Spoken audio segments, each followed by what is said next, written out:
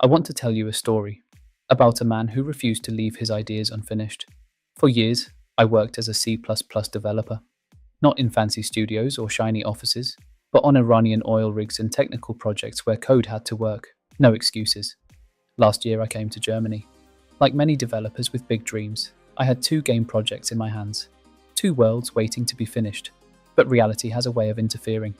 The 9-to-5 job, the routine, the exhaustion at the end of the day. And slowly, those projects started gathering dust. One of them was a strange little idea. A single-player game on a post-apocalyptic tropical island. Quests, NPCs, exploration.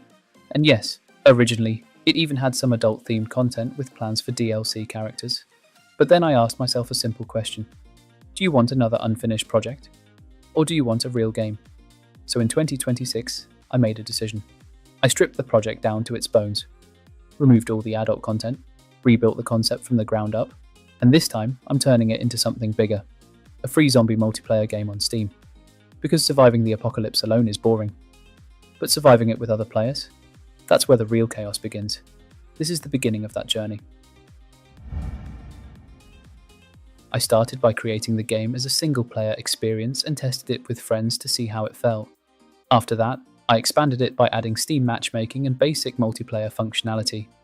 While researching the genre, I realized that there aren't many high-quality, free zombie multiplayer games available, which motivated me to aim for creating the best one possible.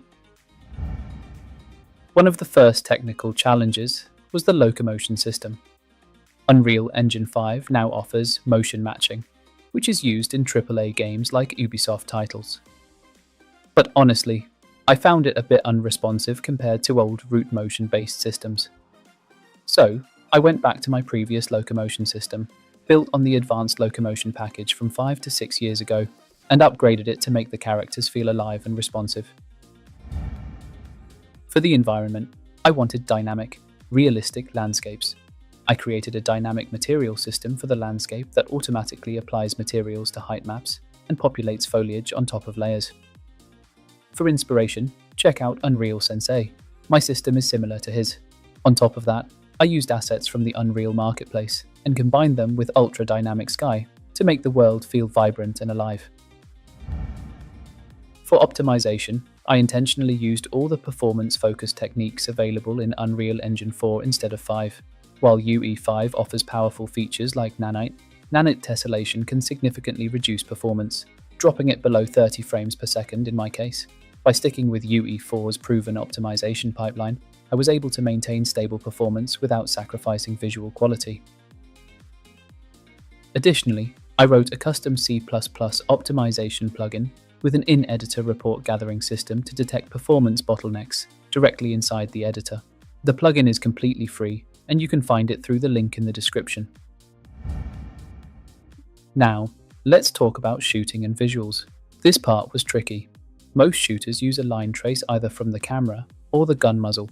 Tracing from the gun muzzle is more accurate, but predicting the hit can be a nightmare because the camera's range is effectively infinite.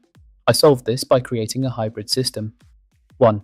First, a line trace from the camera determines where the crosshair is aiming. 2.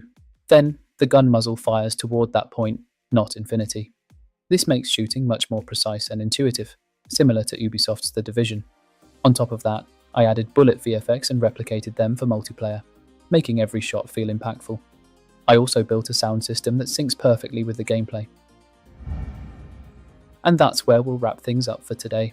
There are still some really exciting things I haven't shown yet, including the brand new main menu, the main theme Dimitri composed for the game, and a new member who joined the team to help manage the community. I'm also currently working on zombies, which is a huge step toward the gameplay experience I'm aiming for. I'll be covering all of that in the next video, so stay tuned. There's a lot of cool stuff coming up, and the game is really starting to come together.